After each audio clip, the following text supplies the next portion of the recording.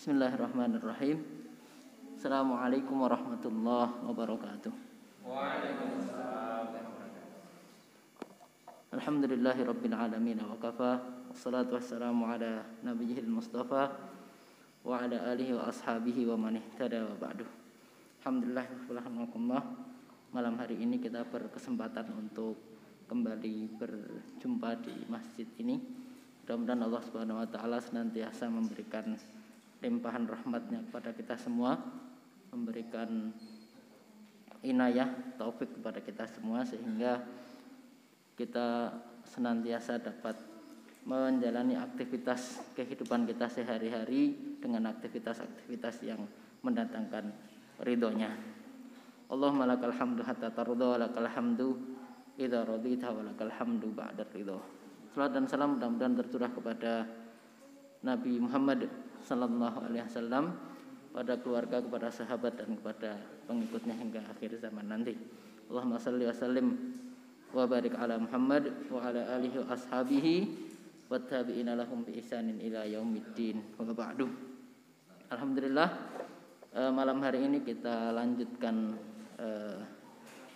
aktivitas kita mengkaji sebagian ayat-ayat Al-Qur'an. Mohon maaf, pekan lalu saya harus pamit karena ada urusan mendadak. Mudah-mudahan kita semua dimudahkan dalam setiap urusan kita semuanya. Malam hari ini, setelah kemarin sebelumnya kita mengkaji surat Al-Fil dan Quraisy, ya. Al-Fil itu bercerita tentang bagaimana Allah Subhanahu wa taala menghancurkan pasukan Abrahah yang menyerang Ka'bah dengan burung yang membawa bebatuan dari tarmihim bihijaratin min sijil, yang membawa bebatuan dari neraka disebutkan, yang kemudian melempari pasukan Abrahah yang berkendaraan gajah. Dan berikutnya kita baca juga surat Quraisy. Ada munasabah, ada keterkaitan antara kedua surat tersebut. Kemarin sudah sempat kita diskusikan bahwa lokus atau tempat peristiwa di mana Allah menghancurkan pasukan Abrahah itu terjadi di tempat tinggalnya orang-orang Quraisy. Maka di antara yang Allah minta kepada orang-orang Quraisy adalah, ya, itu semua nikmat yang telah Allah berikan kepada kalian, kenapa kalian tetap tidak mau beribadah kepada Allah yang kemudian menguasai Ka'bah yang sebelumnya diselamatkan dari serangan pasukan Abrahah. Kurang lebih itu sedikit resum dari dua surat yang sebelumnya kita kaji. Insyaallah malam hari ini kita lanjutkan ke surat berikutnya. Karena dulu Al-Kautsar sampai An-Nas sudah pernah kita kaji. Nah, di tengahnya ini masih ada surat Al-Ma'un yang belum sempat kita kaji. Malam hari ini kita kaji Al-Ma'un. Mungkin tidak sepenuhnya tafsirnya kita kuliti sedetail-detailnya, tapi mudah-mudahan membantu kita dalam memahami surat ini untuk kemudian menjadi pedoman bagi kita dalam menjalankan aktivitas kehidupan kita. A'udzubillahi minasyaitonirrajim. Bismillahirrahmanirrahim. Ara'aital ladzi yukadzibu biddin fadzalikal ladzi yad'ul yatim wa la yahuddu 'ala ta'amil miskin fawailul lil musallin alladzina hum 'an salatihim sahun alladzina hum yura'un wa yamna'unal ma'un. Ini surat Al-Ma'un terdiri dari berapa ayat? 6. Karo kanca pira lah wis? Ya wis nek karo kanca rasa arang-arang. Ya, terdiri dari 7 ayat, ya. Dari 7 ayat terdapat perselisihan pendapat di kalangan para ulama, apakah ini merupakan surat Makkiyah atau surat Madaniyah. Surat Makkiyah itu artinya surat yang turun sebelum hijrah di Makkah, dan surat Madaniyah artinya surat yang turun setelah Nabi hijrah atau turun di Madaniyah, ya, periode Madinah. Nah, terdapat perbedaan pendapat. Satu mengatakan Makkiyah, satu mengatakan Madaniyah, satu mengatakan sebagian turun di Mekah, sebagian turun di Madinah. Ya. Jadi Allah itu kan menurunkan Al-Quran kepada Nabi Muhammad SAW itu kan tidak paket langsung, tapi kan bertahap-bertahap. Termasuk diantaranya ada beberapa surat juga yang kemudian turunnya tidak sekaligus. Misalnya kan kita tahu kalau surat atau ayat yang pertama kali turun itu kan bagian dari surat Al-Alaq misalnya, itu kan ayat 1 sampai 5. Padahal surat Al-Alaq itu totalnya ada berapa ayat? 19. Nah, sisanya turun kapan? Nah, sisanya turun di tahap-tahap berikutnya. Di antara yang kemudian menandai surat atau ayat itu termasuk ayat Makkiyah atau surat Makkiyah atau Madaniyah, di antaranya adalah jika dilihat konteks isinya. Ayat-ayat dari surat Makkiyah biasanya berisi tentang penanaman akidah, karena kan ini baru periode awal Islam, penanaman akidah, prinsip-prinsip akidah. Tapi kalau ayat-ayat atau surat-surat yang turun di periode Madinah, di antaranya sudah berbicara tentang bagaimana teknis melaksanakan akidah. Jadi akidah dalam hal ini adalah perintah untuk taat, itu kan periode Makkah. Tetapi bagaimana teknis ketaatan, itu banyak di antaranya nanti turun di Madinah. Yang saya maksud adalah teknis ketaatan di sini adalah syariatnya, tata cara sholat atau perintah sholat, dan kemudian nanti diturunkan dengan penjelasan dari hadis-hadis Nabi tentang bagaimana cara sholat. Perintah zakat kemudian diturunkan dengan bagaimana tata cara zakatnya, termasuk perintah-perintah yang lain, misalnya perintah tentang jihad, perintah tentang ayat-ayat ekonomi dan seterusnya. Itu teknis, itu biasanya turun di Madinah. Nah, konteks surat Al-Ma'un nanti kalau dilihat dari ayat pertama, ketika Allah Subhanahu wa taala menyampaikan dalam firman-Nya, ara'aital ladzi yukadzibu biddin. Ara'aita artinya tahukah engkau, atau bukankah engkau sudah tahu? Itu artinya apakah? Ra'aita itu engkau sudah tahu. Apakah engkau sudah tahu, atau tahukah engkau? Kalau bahasa Indonesia yang terjemahannya bebas ya. Alladzi yukadzibu biddin. Tahukah engkau siapa sih orang yang mendustakan? Nah, di sini ada dua makna. Yang mengatakan ini berbicara tentang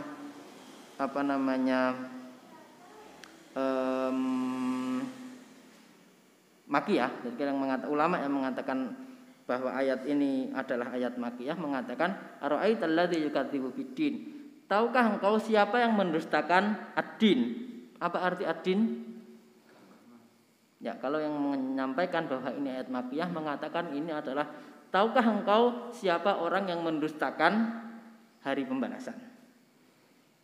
Dari mana makna yang serupa? Kita baca dalam surat Al-Fatihah, Maliki Yaumiddin. Artinya apa? Yang memiliki, yang menguasai hari pembalasan. Jadi makna pertama ad-din adalah hari pembalasan, hari akhir. Nah, ulama-ulama yang menafsiri ini dengan ad-din sebagai hari pembalasan, simpulannya nanti kemudian adalah bahwa ayat ini ayat Makkiyah. Kenapa? Karena ayat ini berbicara tentang keimanan, tentang akidah tadi ya, tentang prinsip ketaatan seseorang kepada Allah Subhanahu wa taala. Maka kemudian kalau bicara tentang hari akhir, siapa yang mendustakan hari akhir? Yang mendustakan hari akhir dalam hal ini kalau disimpulkan bahwa surat ini surat Makkiyah, ayat ini berbicara tentang orang-orang musyrik. Kenapa? Karena orang-orang musyrik itu tidak beriman kepada, atau keimanannya batil terhadap Allah dan hari akhir. Tetapi juga ada makna kedua. Makna kedua mengatakan ara'aital ladzi yukadzibu biddin. Ad-din di sini adalah makna yang sama dengan yang disebutkan oleh Allah Subhanahu wa taala, innad dina indallahi al-Islam. Sesungguhnya di sini agama yang benar di sisi Allah adalah Islam. Nah, sehingga maknanya menjadi tahukah engkau siapa orang yang mendustakan agama. Nah, kalau yang mendustakan agama ini nanti berarti berbicara konteksnya tentang orang-orang munafik. Dan orang munafik adanya nanti di Madinah. Karena orang munafik adanya di Madinah, maka kemudian disimpulkan bahwa surat ini surat Madaniyah. Nah, ini jadi satu pendapat mengatakan Makkiyah, satu pendapat mengatakan Madaniyah, satu pendapat mengatakan ini surat turun di sebagiannya periode Makkah, sebagiannya periode Madinah. Pembatasnya adalah ayat yang berbunyi fawailul lil musallin. Jadi dari situ ke belakang Madaniyah, sebelumnya ke depan adalah Makkiyah. Nah, ini tentang apakah surat ini Makkiyah atau Madaniyah. Nah, itu tentang ad-din maknanya. Tahukah engkau siapa yang mendustakan hari akhir? Berarti bicara tentang orang-orang musyrik. Tahukah engkau siapa yang mendustakan agama? Bicara tentang orang-orang munafik. Nah, sebelum lanjut, paham ya apa definisi musyrik dan apa definisi munafik? Ya, musyrik itu clear kafir gitu. Clear kafir. Sebagaimana disebutkan nanti orang-orang kafir itu terdiri dari lam yakunil ladzina kafaru min ahlil kitabi wal musyrikin. Jadi orang-orang kafir itu ada dua jenis. Yang satu adalah ahli kitab, yang satu adalah musyrik. Nah, jadi tadi yang makna pertama tadi mendustakan hari akhir, hari pembalasan tadi adalah orang musyrik. Jadi orang musyrik itu ya tidak bersyahadat gitu. Tapi kalau orang munafik ini mengaku muslim. Dia mengucapkan syahadat secara lisannya, tetapi hatinya, nah, nanti disebutkan dalam surat Al-Baqarah awal-awal itu ya, kalau kita baca halaman 2 itu mereka berkata kalau ketemu orang mukmin mereka mengatakan kami beriman, kalau ketemu orang kafir tenang saja kita bersama kalian. Nah, ini orang-orang munafik adanya di Madinah, orang-orang munafik. Baik. Tetapi kemudian dijelaskan pada detail-detail berikutnya ciri-ciri dari orang musyrik atau ciri-ciri dari orang munafik adalah yaitu ara'aital ladzi yukadzibu biddin fadzalikal ladzi yad'ul yatim. Orang itu, orang yang mendustakan agama atau orang yang mendustakan hari pembalasan itu adalah orang-orang yang yad'ul yatim. Orang-orang yang suka yad'u itu artinya diantaranya adalah menahan. Tetapi makna yang lain juga kemudian nanti kalau sama dengan surat Ad-Duha ya. Fa ammas sa'ila fa ammal yatima fala taqhar wa ammas sa'ila fala tanhar wa amma bi ni'mati rabbika fahadits. Ini surat apa? Ad-Duha ya. Akhir Ad-Duha ya. Fa ammal yatima fala taqhar, maka terhadap orang anak-anak yatim janganlah kalian menghardiknya, jangan kalian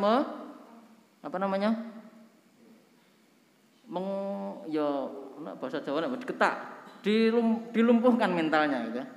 Wa ammasa ila fala tanhar, dan terhadap orang yang meminta-minta jangan kalian dan jangan tolak permintaannya, seperti itu ya. Nah, fadzalikal ladzi yad'ul yatim, apa artinya? Yaitu orang yang suka menghardik anak yatim, atau yaitu orang yang suka menahan haknya anak yatim. Nuwun sewu, anak yatim itu termasuk penerima zakat atau bukan? Bukan. Zakat apa?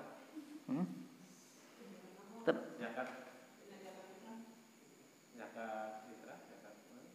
Dua-duanya. Termasuk penerima zakat bukan? Anak yatim. Bukan. Kenapa? Ya, di antara 8 asnaf itu tidak ada anak yatim. Tetapi kenapa kita suka mengatakan berilah kepada anak yatim, berilah sedekah kepada anak yatim, salurkan zakat kepada anak yatim. Nanti yang mirip lagi nanti berikan kepada janda-janda tua. Ini kalau dulu terkenal potongan ceramahnya Kiai Haji Zainuddin MZ itu ya. Nah, dulu ada tebak-tebakan itu, apa kepanjangan MZ di belakang nama Zainuddin MZ? Katanya memang Zainuddin. Bukan. Ya, anak-anak yatim itu tidak termasuk penerima zakat. Sebagai mereka janda juga tidak termasuk penerima. Loh, lalu kenapa zakat itu biasanya suka kita salurkan ke anak yatim? Berarti benar nggak? Berarti benar nggak kalau selama ini kita menyalurkan sedekah, menyalurkan zakat kepada anak yatim? Mungkin anak yatimnya masuk di 8 itu. Ya, mungkin anak yatimnya masuk kategori miskin gitu kan? Ya kan? Misalnya janda termasuk yang berhak menerima zakat bukan? Ya, realitanya banyak janda kaya gitu kan? Ya kan? Ada nggak anak yatim yang kaya? Ada. Anak yatim tapi hartanya tidak habis 7 turunan gitu kan? Dan nanti kalau ada yang miskin berarti turunan ke-8. Kayak iklan apa kayak. Loh, kenapa kau loh? Yang lain kaya, kenapa kamu miskin? Ya, saya turunan ke-8. Non sewu, jadi anak yatim dalam konteks ini apa yang dibutuhkan oleh anak yatim? Yang dibutuhkan adalah perhatian dan kasih sayang, pendidikan dari lingkungan sekitarnya. Belum tentu dia miskin. Kenapa dalam hal ini? Karena ketika orang tua si anak yatim itu meninggal, nanti di awal-awal surat An-Nisa itu kan juga disampaikan oleh Allah Subhanahu wa taala tentang kalau orang itu diberi amanah harta anak yatim. Nanti banyak ayat Al-Qur'an mengatakan wala taqulu malal yatim. Jangan kamu makan harta anak yatim. Ini mohon perhatian bagi yang nuwun sewu ketitipan anak yatim. Itu kan kalau ada harta peninggalan ayahnya dititipkan untuk anaknya, kemudian kita yang diamanahkan untuk mengelola, itu hartanya siapa? Hartanya si anak yatim. Jangan dipakai sendiri, itu titipan. Jangan dimakan. Bahkan sampai ada ayat yang mengatakan nanti wa in khiftum alla tuqsitu fil yatama fankihu ma taba lakum minan nisa'i masna wa thulatha wa ruba' dan seterusnya.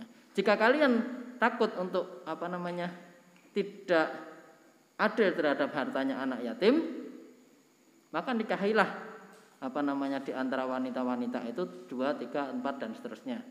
Jika kalian tidak mampu cukup 1, itu kan ayat tentang nikah di antaranya. Di situ kan pembahasannya juga tentang anak yatim. Ayat sebelumnya dan sesudahnya itu di antaranya juga menyinggung anak yatim. Nah, anak yatim butuh kasih sayang. Kalau kebetulan dia miskin, dia butuh juga untuk kebutuhan materi. Jadi ada kebutuhan material dan ada kebutuhan untuk psikologinya.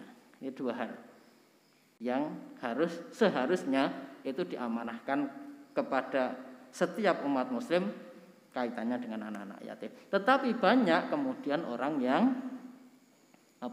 tidak melaksanakan amanah ini, tidak memperhatikan anak-anak yatim. Dan ini adalah termasuk sifat orang-orang yang mendustakan agama atau dalam makna lain mendustakan hari pembalasan.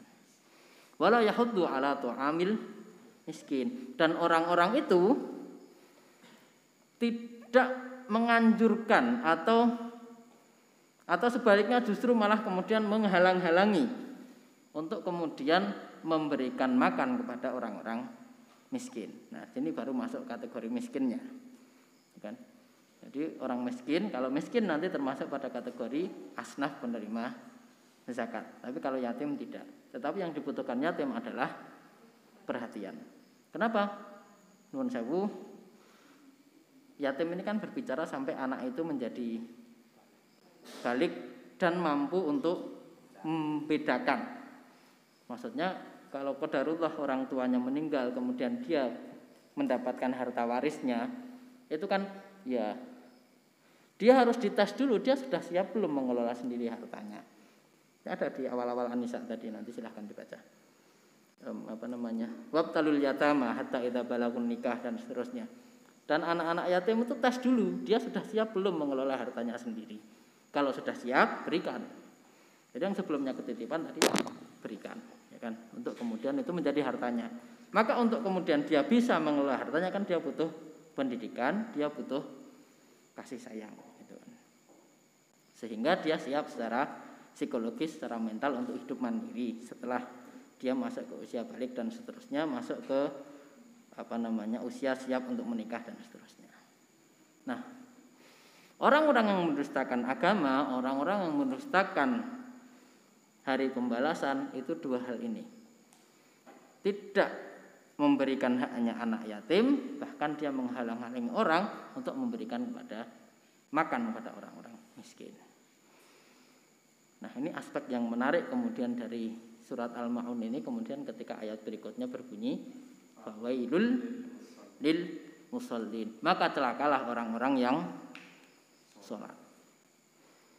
Ayat ini dulu sempat populer di zaman penjajahan Belanda gitu ya. Ayat ini digunakan oleh para misionaris untuk membuat orang menjadi murtad. Kenapa? Mereka katakan, kalian itu Islam, iya. Kalian sholat, iya. Kalian baca Al-Quran, iya. Ngerti artinya ora? Enggak.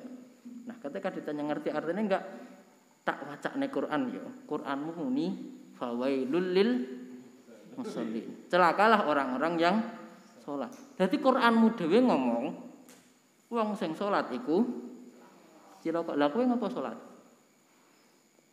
Ini menarik. Ini dulu ayatnya digunakan oleh para misionaris untuk memurtadkan umat muslim dan efektif. Kenapa? Iki lho, Quranmu dhewe sing ngomong. Kowe percaya Quran ta? Lah Quranmu ngomong. Celaka wong sing padha salat. Lah sampai ndak salat, ya celaka. Akhirnya enggak salat. Setelah enggak salat akhirnya murtad. Ya kan? Itu yang terjadi.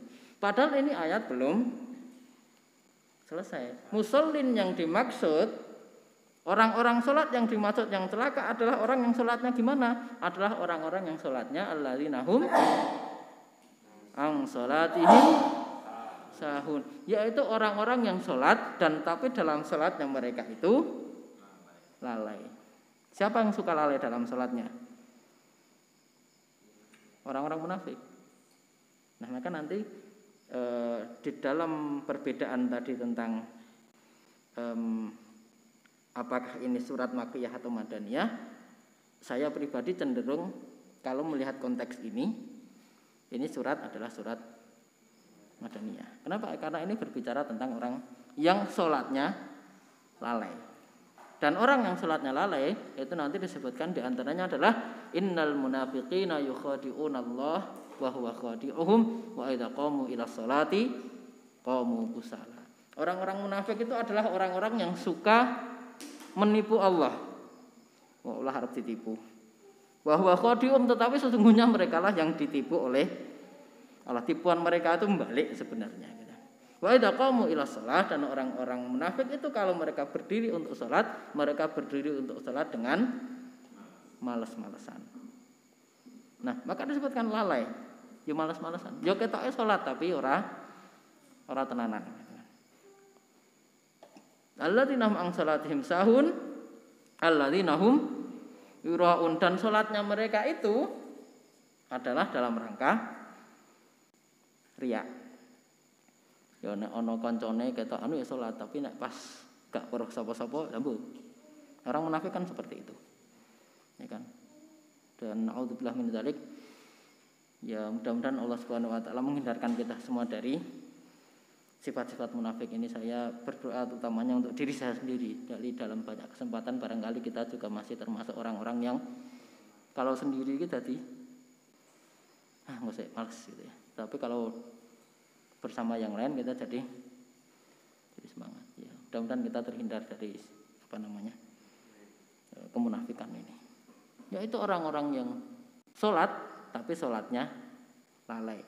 Orangnya sholat tapi sholatnya ya mengdilem wong riak gitu. Nah, ini bicara tentang orang munafik. Tetapi kemudian dilanjutkan ayat terakhirnya berbunyi wa yamna'unal ma'un, dan kemudian mereka itu melarang atau enggan. Yamna itu artinya menahan. Al-ma'un itu diartikan diantaranya adalah barang berharga.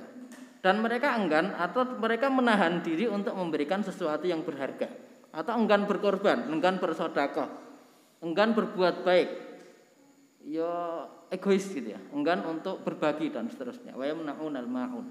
Nah, Orang munafik yang mendustakan agama tadi, ini kalau kita maknai secara madaniyah ya. Orang munafik yang mendustakan agama tadi itu suka satu, menghardik anak yatim, dua, melarang untuk berbagi atau mengajak orang untuk berbagi, mengajak orang untuk tidak berbagi. Jadi kampanyenya negatif ya. Kemudian sholatnya lalai, kemudian sholatnya hanya untuk riya, dan kemudian yang menarik adalah tidak mau berbagi, tidak mau memberikan sesuatu yang berharga yang dia miliki. Apa yang dapat kita tangkap?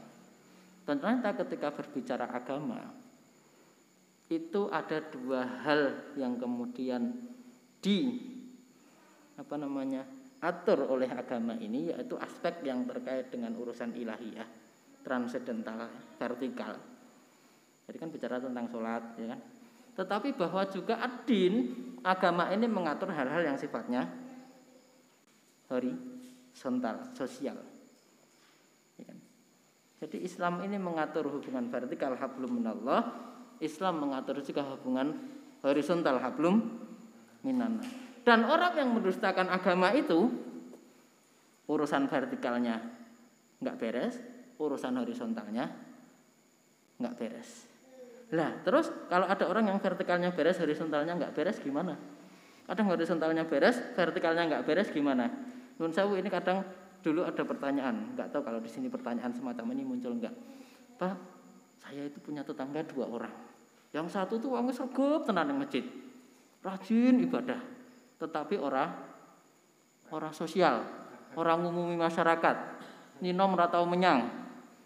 Tanggane ewuh ya mbuh ning ndi wonge. Ya kan? Vertikalnya sepertinya bagus tapi horizontalnya bermasalah. Di sisi lain ada tetangga saya satu lagi, Pak, dak nyinom paling sregep.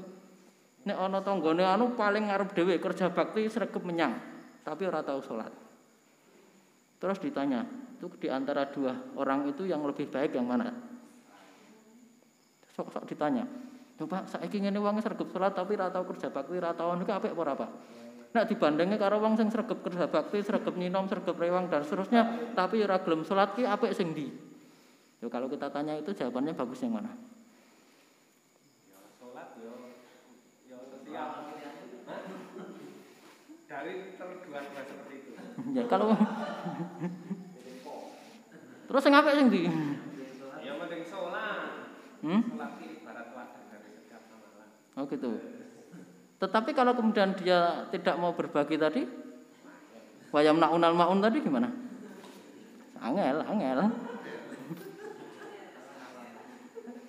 Ini kan, padahal ini ya, makanya kemudian kalau kita tidak beres vertikalnya maupun tidak beres horizontalnya, jangan-jangan kita termasuk golongan yang yukadzibu biddin, ya kan?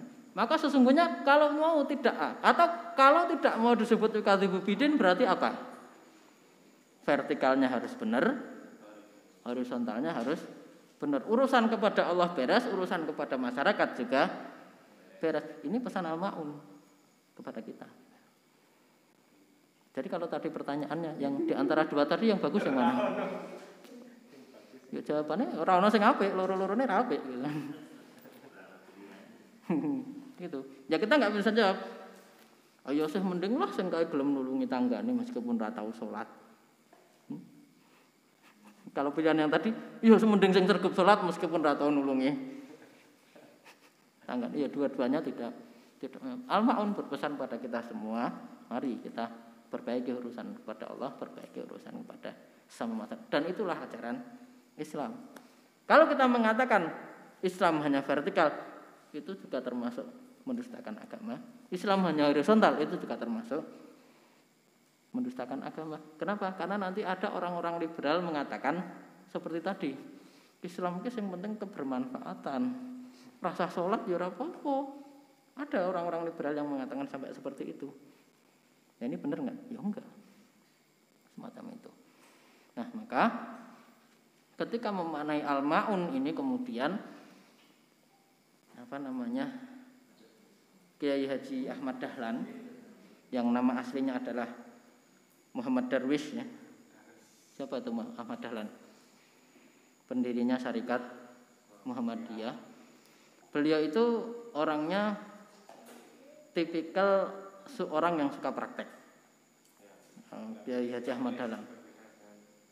Makanya kan hampir kita tidak temukan buku yang ditulis oleh Ahmad Dahlan atau Muhammad Darwis, tetapi karyanya nyata gitu kan. Ketika menafsiri Al-Ma'un langsung saiki awake pengen dadi termasuk sing yukadu bidin apa ora? Ya wes saiki praktek. Ayo saiki do duwe apa kita sumbangkan. Nah, dari semangat mengamalkan Al-Ma'un sumbangan-sumbangan itulah yang kemudian dikelola sedemikian rupa dan kita lihat sekarang Persyarikatan Muhammadiyah itu duwe sekolah piro, duwe universitas piro, duwe rumah sakit piro, duwe panti asuhan piro, dan seterusnya. Itu dari spirit Al-Ma'un. Ini yang diamalkan oleh Kiai Haji Ahmad Dahlan. Tetapi memang berbeda beliau ini dengan teman seperguruannya yang juga seorang ulama namanya Kiai Haji Hasyim Asy'ari. Kalau Ahmad Dahlan ini suka praktek, kalau Hasyim Asy'ari suka ilmunya, suka nulis, suka kajian dan seterusnya. Nah, maka kemudian Kiai Haji Imam Asy'ari menghasilkan banyak kitab, ya kan? Menghasilkan banyak kitab dan termasuk diantaranya Kiai Haji Asy'ari itu dari kajian-kajiannya juga beliau kan dikenal dengan julukan Hadratus Syekh, artinya hafalan hadisnya banyak. Di antaranya kemudian kan beliau ini mampu menyebarkan keilmuan hadis itu di Indonesia. Maka di antaranya yang jadi disertasinya Ustaz Abdus Somad itu kan peran atau kontribusi Syekh Hasyim Asy'ari dalam penyebaran hadis di Indonesia, kan sekitar 1 tahun atau 2 tahun yang lalu itu disertasinya Ustaz Abdus Somad tentang itu. Nah, kalau Ahmad Dahlan suka praktek, kalau Hasyim Asy'ari suka teori, dan kedua-duanya kemudian menghasilkan karya yang luar biasa. Nah, kalau dibandingkan antara Hasyim Asy'ari sama Ahmad Dahlan bagusan mana? Ya. Ane apik kabeh sing elek sapa? Sing elek ku ya awake dhewe iki. Ora cetha karyane tapi senengane bandingke. Apik kae timbang iki. Lah karyamu ki apa? Ya berarti sing elek ki ya awake dhewe iki. Ya kan? Walikullin wijhatun huwa muwalliha fastabiqul khairat. Masing-masing orang punya orientasinya, maka berlomba-lombalah dalam kebaikan. Wa kullu wa'adallahul husna. Masing-masingnya itu kemudian Allah janjikan kebaikan. Jadi karyanya Hasyim Asy'ari itu kebaikan, karyanya Ahmad Dahlan juga kebaikan. Insyaallah Allah Subhanahu wa taala mencatat amal beliau berdua ini sebagai jariyah. Kenapa? Hasyim Asy'ari mewariskan ilmu yang bermanfaat, ya kan, termasuk di antara 3 amal yang tidak pernah putus. Kiai Haji Ahmad Dahlan mewariskan amal jariyah berupa persyarikatan tadi. Pertanyaannya, kira-kira kita nanti mau mewariskan apa? Nah, gitu. Kira-kira kita nanti mau mewariskan sesuatu dengan spirit Al-Ma'un ini, atau jangan-jangan kita termasuk golongan orang yang yukadzibubidin. Jangan-jangan nanti kita termasuk yang munafik. Maka mari kemudian saya mengajak diri pribadi saya dan kepada kita semua, pemaknaan dari Al-Ma'un ini dalam konteks kehidupan kita sehari-hari benar-benar mari menjadi motivasi untuk meningkatkan hubungan baik kita kepada Allah Subhanahu wa taala, hablum minallah, perbaiki salat kita, perbaiki juga ibadah-ibadah yang lain, dan secara horizontal kita perbaiki juga spirit untuk berbagi, spirit untuk membantu sesama, utamanya kalau yang sesama itu adalah yatim, miskin dan seterusnya. Sekali lagi mudah-mudahan kita tidak termasuk golongan orang-orang yang mendustakan agama ini. Wallahu a'lam. Saya kembalikan waktunya kepada pemandu acara. Banyak khilafan, banyak Quran, mohon maaf. Assalamualaikum warahmatullahi wabarakatuh.